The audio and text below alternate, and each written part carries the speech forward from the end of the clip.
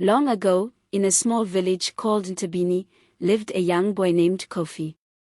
Kofi was known for his kindness and hard work. He loved to help his father on the farm and enjoyed learning new things. But more than anything, Kofi dreamed of becoming the best farmer in the village. He wanted to grow crops so big and healthy that people would travel from far away to see his farm. One day, while Kofi was walking through the forest, he met an old man named Bobazai. Bobazai was wise and had lived many years. He knew many secrets of the land, and Kofi respected him a lot. Kofi greeted him, "Bobazai, I want to be the best farmer in Ntebeni. Can you teach me how to grow the biggest crops?" Bobazai smiled and replied, "Young Kofi, I can teach you, but there is one important lesson you must learn first." Kofi listened carefully as Bobazai continued, "When you work hard and begin to succeed, do not rush to tell everyone about it. Keep your success a secret until it grows strong enough to speak for itself." Kofi was confused. "But why should I keep it a secret, Boba? Won't people be happy for me?" Bobazai nodded and said, "Some people will be happy, but others may not. Some may try to stop you out of jealousy, and some may give you advice that leads you away from your path. It is better to let your success grow quietly, like a tree. When the tree is small, it's easy to break, but when it is tall and strong, no one can harm it. Let your success be like that tree." Kofi thought about Bobazai's words and decided to follow his advice. He worked day and night on his farm, planting seeds, watering them, and taking care of the soil. At first, the other villagers didn't notice what Kofi was doing. Some even teased him, saying, "Why do you work so hard when nothing is growing?" But Kofi remembered Bobazai's words and kept his secret. Days turned into weeks, and weeks into months. Slowly, Kofi's crops began to grow. They were small at first, but Kofi didn't say a word to anyone. He kept working in silence, even when he saw other children playing or when people asked him what he was doing. One day, something amazing happened. Kofi's crops had grown taller than anyone had ever seen in Ntebeni. The corn was golden and bright, the yams were large and firm, and the beans were so plentiful they seemed to cover the entire field. The farm was beautiful, and it was clear to Kofi that he had done something special. But even then, Kofi did not run to the village to tell everyone. He remembered Bobazai's advice, and he waited. Soon, people walking by Kofi's farm began to notice the tall crops. They whispered among themselves, "How did Kofi manage to grow such healthy crops? We have never seen anything like this before." One of the villagers, a boy named Ao, ran back to the village and shouted, "Come and see Kofi's farm. It is full of the biggest crops you've ever seen." Before long, the whole village gathered at Kofi's farm. They stood in awe, amazed at the sight before them. Some villagers were excited for him, clapping and praising his hard work. Others, who had doubted him before, were quiet, feeling embarrassed for teasing him. And then there were those whose faces showed jealousy, but even they could not deny the truth. Kofi had succeeded in a way no one expected. The village chief, Chief Kwame, came to see for himself.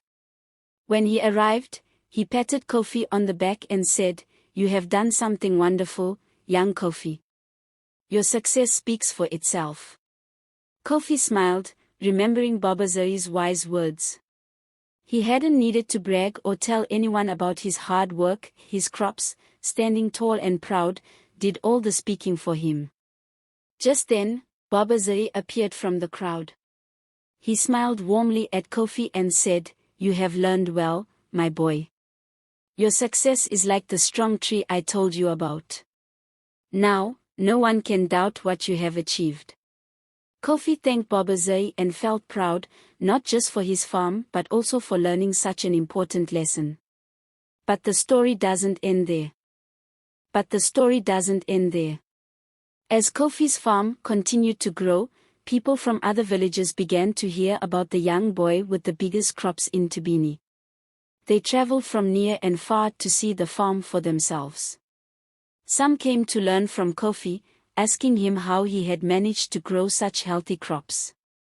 Others, especially the farmers from neighboring villages, became curious but also jealous. They didn't like the idea of a boy being more successful than them. One day, a man named Edisa, a wealthy farmer from a distant village, visited Kofi's farm. Edisa was known for having many large farms, but none of his crops were as healthy as Kofi's. He saw Kofi working in the field and approached him. "Young man," Edisa said with a sly smile, "I have heard of your success, and I must say, I am impressed. But I think you should share your secret with me. I could help you grow even more. Together, we could become the richest farmers in all the land." Kofi remembered Bobaze's advice about being careful with who you share your success with. He politely shook his head and replied, "Thank you for your offer, but I am happy with my farm as it is. I prefer to continue working quietly." Edisa's smile faded. He was angry that Kofi refused his offer, but he didn't show it. Instead, he said, "Very well, young Kofi. But remember, not everyone will want you to succeed. Be careful." Kofi nodded, sensing that Edisa was not as friendly as he seemed. As the days passed, Kofi noticed strange things happening on his farm. Some of his crops started to wilt, and a few tools went missing. It was clear that someone was trying to sabotage his success. One night, Kofi decided to stay up late to watch over his farm. As the moonlight shone down on the fields, he saw a shadow moving among the crops. It was Edisa. He was sneaking around, trying to destroy Kofi's hard work. Without making a sound, Kofi grabbed a drum from his home and began to beat it loudly. The noise echoed through the village, and soon, people rushed out of their homes to see what was happening. When they arrived at Kofi's farm, they found Edisa, caught in the act. Chief Kwame, who had come with the villagers, looked at Edisa with disappointment. "You tried to ruin Kofi's success out of jealousy," he said sternly. "But Kofi's hard work and wisdom have protected him. You should be ashamed." Edisa hung his head in shame, and the villagers forced him to leave Thabini. As the crowd dispersed, Bobaze approached Kofi once more. "You see, Kofi," he said gently, "success attracts not only praise but also envy. But because you let your success speak for itself and did not boast, you were able to protect it." Kofi nodded, understanding the lesson more deeply than ever before. He knew that true success didn't just come from hard work, it also came from wisdom, patience, and knowing when to stay quiet. And so, Kofi continued to tend to his farm, letting his success grow like the strong tree Bobaze had spoken of. He became known not just for his amazing crops but for his wisdom in keeping his achievements a secret until they could speak for themselves. But this was just the beginning of Kofi's journey. As Kofi's farm flourished, his name spread far and wide. People from distant lands came not just to see his crops, but to seek his wisdom. They brought gifts and asked him for advice, eager to learn how a young boy had accomplished so much. Kofi shared what he knew with those who were sincere and kind, just as Bobaze had shared his wisdom with him. One day, a messenger from the great city of Njimku arrived at Kofi's farm. The messenger, wearing fine clothes and riding a tall horse, dismounted and handed Kofi a sealed letter. "This is from the king, King Obesai," the messenger said with respect. "He has heard of your success and requests your presence at the palace." Kofi was both surprised and honored. He had never imagined that a simple farmer like him would ever be called to meet the king. He packed a small bag, said goodbye to his family, and set off from Njimku, with the messenger leading the way. After several days of travel, Kofi finally arrived at the Grand Palace. It was larger and more beautiful than anything he had ever seen.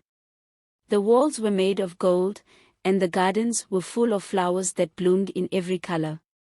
Kofi was led into the throne room, where King Obesai sat on a grand throne, surrounded by his advisors and ministers. "Kofi of Ntebeni," the king said in a deep, powerful voice. "I have heard of your great success as a farmer. Your crops are the finest in the land, and your wisdom in keeping your success a secret has impressed me. I have brought you here because I need your help."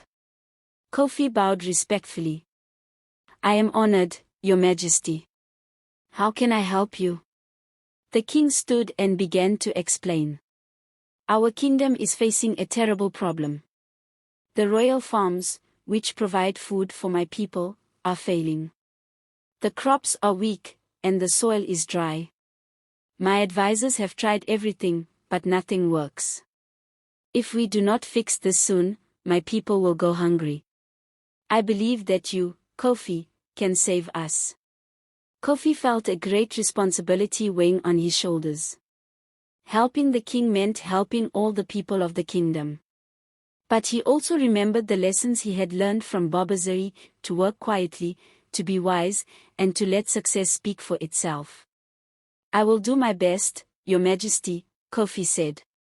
The next morning, Kofi was taken to the royal farms.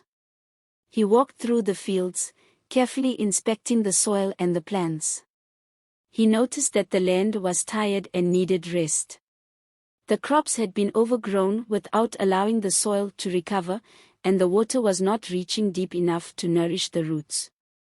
Kofi spent days working on the royal farms, fixing the mistakes that had been made. He showed the workers how to rotate the crops, how to give the soil time to regain its strength, and how to water the plants properly. But just as he had done back in Ntebeni, Kofi worked in silence, letting his actions speak louder than his words. Weeks passed, and the royal farms began to change. The crops grew taller and healthier, and the soil became rich again. The king's advisors, who had been doubtful at first, were amazed by the transformation.